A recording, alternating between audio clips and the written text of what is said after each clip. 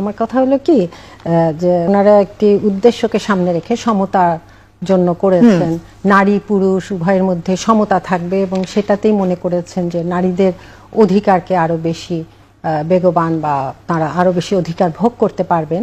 তো এখানে কিছু আমি বলবো কি এই কমিশনের অনেক কিছুই এসেছে এবং আমি বলবো যে নারী জীবনের অনেকগুলো বিষয় এখানে ইনক্লুড হয়েছে যেটা দরকার ছিল, কিন্তু আবার কিছু কিছু বিষয় ইনক্লুড হয়েছে এমনভাবে চিত্রিত হয়েছে যেখানে আসলে ধর্মের সাথে কিছুটা সাংঘর্ষিক হয়েছে। কোন ধর্ম? আমাদের ইসলাম ধর্ম। আচ্ছা, তাহলে আমাদের দেশে তো অনেক ধর্ম আছে। যা, কিন্তু আমরা তো 90% এখানে মুসলিম, আমি মুসলিমদের কথাই বলছি এবং অন্যান্য ধর্মের কথাও আসবে আসবে এখানে। জি, সেখানে আমাদের কিছু তখন এটার আসলে সংস্কারের প্রয়োজন হতেই পারে। হ্যাঁ, যেহেতু এটা ইসলামের সাথে কিছু সাংঘর্ষিক রয়েছে কিছু কিছু পয়েন্টে। যেমন একটি বলা হয়েছে নারী পুরুষের সমতার কথা বলছিলেন, এখানে কোনো সাংঘর্ষিক কিছু আছে? নারী পুরুষের সমতার কথা বলতে যেহেতু সম্পদের বন্টনের কথা এসেছে যে সমান সমান, তাহলে এখানে দেখা যাচ্ছে যে কোরআন অনুযায়ী এটা সমান সমান আসলে হওয়ার কথা নয়, কেননা ওটা যুক্তি এবং ইনসাফ এবং এখানে অনেকগুলো পয়েন্ট আসলে ইনক্লুডেড রয়েছে কোরআনের যেই শিক্ষাটা। কাজে এটা আমাদের কনসিডার করতে হবে যে একটি মুসলিম কান্ট্রিতে আমরা যখন হাত দিব, বিশেষ করে পারিবারিক আইন কিন্তু এখন মুসলিমদের যে কোরআন এবং হাদিস এটার ভিত্তিতেই চলছে এবং সেখানে তাহলে কিন্তু হাত দিতে হবে এটা যদি সমান সমান করতে হয়। এই বিষয়ে আমি একটু বলতে চাই, আমরা শুনবো। হ্যাঁ হ্যাঁ, শুনে আসি। জি জি বলুন। এটা আসলে বেশ বড়, আমি যদি ব্যাখ্যা করতে যাই।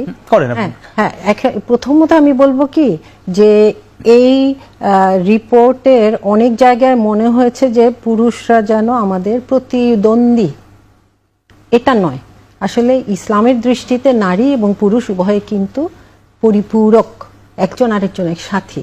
সূরা তওবার ৭১ নম্বর আয়াতে আল্লাহ তাআলা বলছেন যে ওয়াল মুমিনুনা ওয়াল মুমিনাতি বা'দুহুম আউলিয়াউ বা'দ, যে মুমিন নারী ও মুমিন পুরুষ উভয়ের সাথী এবং তারা কি করবে? ন্যায়ের আদেশ করবে, অন্যায়ের প্রতিরোধ করবে। এবং আরো কাজ 4টা আছে যে আল্লাহ এবং তার রাসূলের আনুগত্য, নামাজ কায়েম করে ইত্যাদি ইত্যাদি।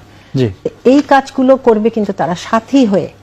দ্বিতীয়ত সূরা নিসায় কিন্তু সম্পত্তি বন্টনের কথা এসছে এবং এখানে আমি বলবো যে সম্পত্তি বন্টনের জন্য যে বেসিক যে রুলটা ইনহেরিটেন্স লর, এটার প্রাইমারি ইয়ার কোরআন অনুযায়ী মাত্র 5 জন।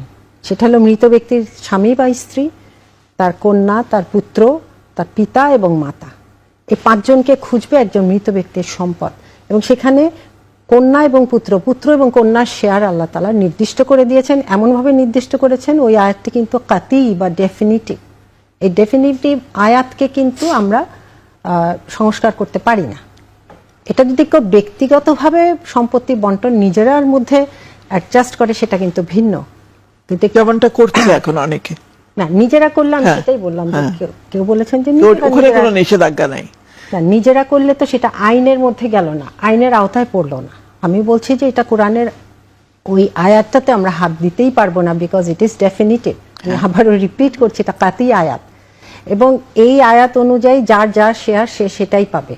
আর আমরা যদি সমান দিই, আমরা কিন্তু ভুলে যাই যে এই মৃত ব্যক্তির সম্পদে একজন স্ত্রী বা স্বামী আছেন, বা স্ত্রী যদি ধরি, আরেকজন কিন্তু ওই কন্যাটি আছে এবং কন্যাটির দাদি বা দাদা যেই জীবিত তখন বা মা, নানা, কাজে এখানে নারী কিন্তু আরো আছেন, এমন নয় যে শুধু কন্যাটি নারী।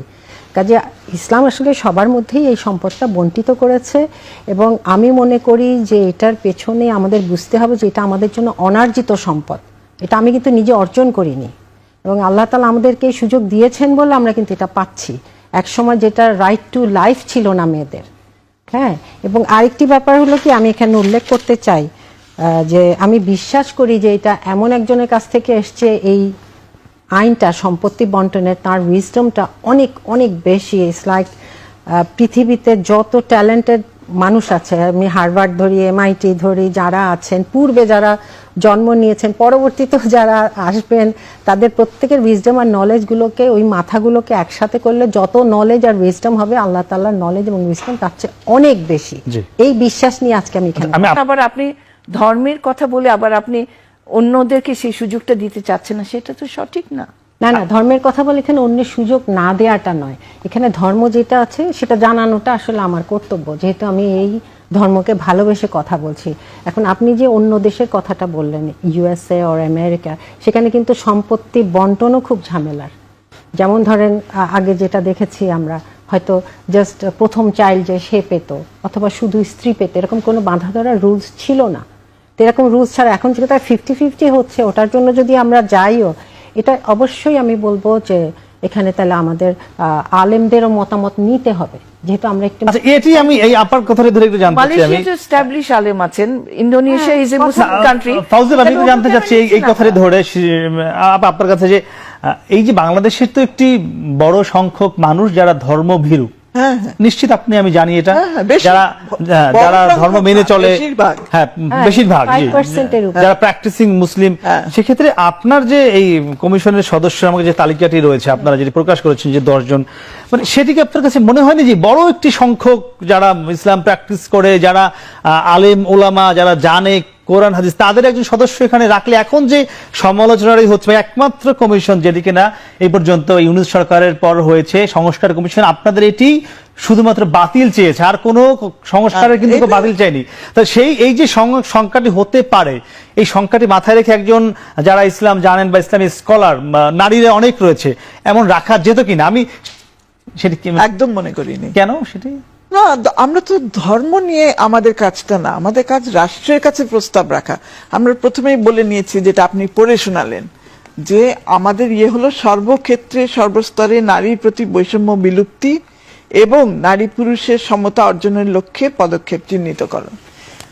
তো সেখানে আমার ধর্মকে আমি টানতে চাইনি, ধর্ম যার যার বিশ্বাসের ব্যাপার, এখানে আমি ধর্মকে টানতে চাইনি। যেটা আমরা বলেছি আইন সংস্কার করবে, ধর্মকে আসে না, মানে বাংলাদেশে সেখানে যেটা আসে সেখানে আমরা ঐচ্ছিক শব্দটা ব্যবহার করেছি, সেই জন্যই অপশন তৈরি করার কথা বলেছি, যে সবাই যার যার ধর্ম নিয়ে যারা বাঁচতে চায়, থাকতে চায়, থাকুক, সেখানে কেন আমরা আঘাত করতে যাব? ডক্টর নাসিম হাসান, ধর্মকে ঐচ্ছিক রাখতে চায়, এটি ধর্মকে ঐচ্ছিক না, আপনি ধর্ম ঐচ্ছিক না। আচ্ছা, এটা কি সম্ভব? মানে রেখে আমি জানতে চাচ্ছিলাম, এটা একটু কনফিউজিং, এটা নিয়ে আসলে অবশ্যই কথা বলতে হবে যে এরকম হয় কিনা। কারণ আমরা একটা মুসলিম কান্ট্রিতে বাস করি এবং এখানে 85%-এর উপর আমরা মুসলিম, এবং এখানে অনেকেই আছে ধর্মভীরু, কাজে এটা আসলে অনেক সংস্কারের প্রয়োজন। আমাদের দেশে হিন্দুরাও তাদের ধর্মটা খুব ভালোভাবে পালন করে, এটা আমরা একইভাবে। অবশ্যই এটা তো আমাদের মধ্যে সহমর্মিতা আছে, বৌদ্ধ আছে, এবং তাদের জন্য আমরা ফিল করি, তাদের জন্য তো আমাদের সাথে তো আমাদের সম্প্রীতি, এটা তো অবশ্যই আমরা ফিল করবো, আমি একসাথে থাকবো। বাট এটাও ঠিক যে ঐচ্ছিক এনে আমার মনে হচ্ছে এটা খুবই কনফিউজিং হবে। এইভাবে এটা আসলে অনেক ক্লিয়ার করতে হবে তাহলে এই কমিশনের সমস্ত কিছু। হ্যাঁ, এটা আমাদের আরো চিন্তা ভাবনা তো করতেই হবে। এবং আমি আরো বলবো যে যেমন এখানে যৌনকর্মীদের কথা আছে, এটা নিয়ে তো প্রচুর আমরা একটু আলোচনা করি, যেহেতু আপা বিষয়টি এনেছে। আপনারা বলেছেন যে যৌনকর্মীদেরকে শ্রমিক হিসেবে স্বীকৃতি দেয়া। আচ্ছা, কোন ধর্মে কি যৌন পেশাকে স্বীকৃতি দিয়েছে আপনাদের? আমি জানি, আমার জানা নেই। আমি তো ধর্মের ব্যাপারে আমি এক্সপার্ট না। বলছেন যে কোন ধর্ম স্বীকৃতি দেয়নি, তাহলে আপনাদের কেন মনে হলো যেহেতু কোন ধর্মই স্বীকৃতি দেয়নি আপনাদের কেন দিতে হবে? মানে এটা কেন আসলে মাথায়? এই কমিশনে একজন ইসলাম জানাশোনা জ্ঞানী আলেম রাখা উচিত ছিল কিনা? জি, আমরা বলুন, এটি আগে বলুন যেটা বলছিলেন। আমি মনে কি সদস্য কোনটা আগে? না, আপনি আগে আবার কথা আগে বলুন। ওনারই তো বলতেছিলাম যে আসলে যৌনকর্মীরা তো আমি বলবো যে টর্চার্ড এন্ড অ্যাবিউজড। কেননা আমি বলবো যে তাদেরকে যেই পেশা দেয়া হয়েছে, এই পেশায় আসলে কোনো মর্যাদা নেই, তাদের শ্রমের মর্যাদা দিলেও তারা সেই মর্যাদা পাবে না। তার চেয়ে পুনর্বাসন করা হোক। তাহলে আমি বলবো কি ড্রাগ অ্যাডিক্টকে কিন্তু পুনর্বাসন করা হচ্ছে, এবং আমি ড্রাগ অ্যাডিক্টের যে বাসন আছে ওখানে আমি গেছি 2-1 বার এবং দেখেছি যে হাজার হাজার টাকা খরচ করা হয়, তাদেরকে আবার পুনর্বাসিত করা হচ্ছে। এদেরকে পুনর্বাসন করা তার চেয়েও সহজ হবে, তাদের মধ্যে নিশ্চয়ই কোনো স্কিল। সংখ্যাটা অনেক কম, কিন্তু ড্রাগ অ্যাডিক্টেডের চেয়ে যৌনকর্মীর সংখ্যা কিন্তু কম। আমাদের যে বিশ্ব স্বাস্থ্য সংস্থার তথ্য আছে তাতে ড্রাগ অ্যাডিক্টেডের সংখ্যা বাংলাদেশে প্রায় 25 লাখ, আর সেখানে যৌনকর্মীর সংখ্যা কিন্তু 1 লাখ বা এর আশপাশে হ্যাঁ, আছে। 1 লাখের আশেপাশে। এবং আরেকটা আমার তাহলে এখানে আরো সহজ। আরো কিছু পয়েন্ট আছে। বিশ্ব স্বাস্থ্য সংস্থা এবং আরো আছে আপনার এনসাইক্লোপিডিয়াতে, এগুলো পড়লে দেখা যায় যে এটাকে আসলে কোনো পেশা হিসাবে কেউ কখনো বলেনি। আরেকটি হলো কি, যদি আমি এটা রাখি, হ্যাঁ, এখন আমি যুক্তিতে আসি, যদি রাখি তাহলে কি হচ্ছে, তাকে কি আমি তার ক্লায়েন্ট কি তার জন্য প্রোটেকশন নিচ্ছে? আসলে কিন্তু নিচ্ছে না। আমারই এক ছোট বোন তুল্য, উনি ডাক্তার, জনস্বাস্থ্য বিশেষজ্ঞ এবং এইসব জায়গায় কাজ করেছে, ডক্টর শামিলা নাহার। সে আমাকে দুঃখ করে বলেছে যে আমরা গেছি জাস্ট তাদেরকে সচেতন করতে, কিন্তু কোনো ক্লায়েন্ট প্রোটেকশন নেয় না। তারপরে তাদেরকে যথেচ্ছা ইউজ করে, তারপর তারা চলে আসতে চায়। বেশিরভাগ এদের মধ্যে হয় অপহরিত করা হয়েছে, নয় প্রেমের ফাঁদে ফেলা হয়েছে, নয় প্রবঞ্চনা করে এখানে ঢুকানো হয়েছে। হ্যাঁ, কেউ জোর করে ঢুকানো স্বেচ্ছায় হয়, জি। এখানে আসেনি। কেউ স্বেচ্ছায় এসে থাকলে সেটার পার্সেন্টেজ একেবারে জিরোর নিচে, আমি আবারও বলছি। এবং আরেকটা জিনিস বলবো যে যদি প্রোটেক্টেড না হয় তারা ক্লায়েন্ট থেকে, তাহলে HIV, এইডস থেকে এবং STD, সেক্সুয়ালি ট্রান্সমিটেড ডিজিজ, এগুলো থেকে কি আমরা বাঁচাতে পারবো? তার শ্রমের মর্যাদা দিয়ে কোনো লাভ হলো না। তাহলে সে তো নিজেই বাঁচতে পারবে না। তারপর যখন সে প্রৌঢ় হয়ে যায়, সে কাঁদতে থাকে যে আমি এটা আর পারি না, এই পেশাটা আমি পারছি না। তারপরে আরো আছে যে এটার সাথে জড়িতর সাথে আসলে ব্যাকগ্রাউন্ডে আছে পর্নোগ্রাফি, ড্রাগ অ্যাডিক্ট পিপলরা। এই দুটোর ব্যবসা পুরো বিশ্বতে চলছে কোটি কোটি ডলারের মধ্যে। ওরা কোনোদিন চাইবে না যে এটা উচ্ছেদ হোক। কাজে আমাদেরকে তো মূলে হাত দিতে হবে। যৌনকর্মীকে আমি যদি শ্রমের মর্যাদা দেই, সে কিন্তু শান্তি পাবে না। আমি যে প্রশ্নটি করেছিলাম যে ইনক্লুসিভ কমিশন করা যেত কিনা, জি অবশ্যই, কারণ প্রয়োজন ছিল কিনা, আমি মনে করি প্রয়োজন ছিল। এখানে আসলে বিভিন্ন আপা বলছিলেন কিন্তু তারা সজ্ঞানেই রাখেনি, এটি বলছিলেন ওনাদের, কারণ আমরা 150 সদস্যের কমিশন তো করতে পারি না। আপনি 10 জনে একজনকে রাখার প্রয়োজন মনে করেননি? আরেকটা পয়েন্ট আছে, যেহেতু এটা নিয়ে আমি নিজেও খুব দুঃখিত হই, চিন্তাও করি, কারণ একটা নারীর জীবন নিয়েই তো এই যৌনকর্মী, সেও তো একজন নারী। এবং আমাদের যে কেউ কারো না কারো আসলে বোন বা স্ত্রী। এখন কথা হলো তাদেরকে পুনর্বাসিত করা উচিত এবং এটার জন্য সরকার থেকে স্টেপ নেওয়া উচিত। আরেকটি হলো কি যে 2005-এ আমি একবার একটা ইনভাইটেশনে, এটা ছিল international visitors leadership program in USA, সেখানে স্টেট ডিপার্টমেন্ট থেকে একজন ভদ্রলোক ছিলেন, 2জন অফিসার ছিলেন। তো উনি আমাকে বলছেন, আমি খুব অবাক হয়েছে, এটা 2005-এ, আজ থেকে কত আগে, 20 বছর আগে। জি হ্যাঁ, উনি আমাকে বলছেন যে তুমি কি জানো যে আমাদের ইয়াং জেনারেশনের প্রবলেমটা কি? তা আমি বলছি হ্যাঁ বলো। কারণ তার সাথে তো আমার অনেক কিছুই মিলবে না, সাদা চামড়ার একজন আমেরিকান। সে বলল জানো, এটা হলো পর্নো আর ড্রাগ, শেষ করে দিল। আমি খুবই স্তম্ভিত হলাম, কারণ ওখানে কিন্তু ড্রাগটা নিষেধ না, এবং এটাকে সে বলছে কিন্তু ধ্বংস করে দিচ্ছে আজ থেকে 20 বছর আগে। তারা যদি বুঝতে পারে, এবং ওটার পিছন থেকেই কিন্তু এগুলো সব ইন্টার রিলেটেড। আর আমাদের এখানে কিছু শিক্ষক ছিলেন ইউনিভার্সিটির, যারা ইসলামিক লতে পড়ান, তারা ছিলেন।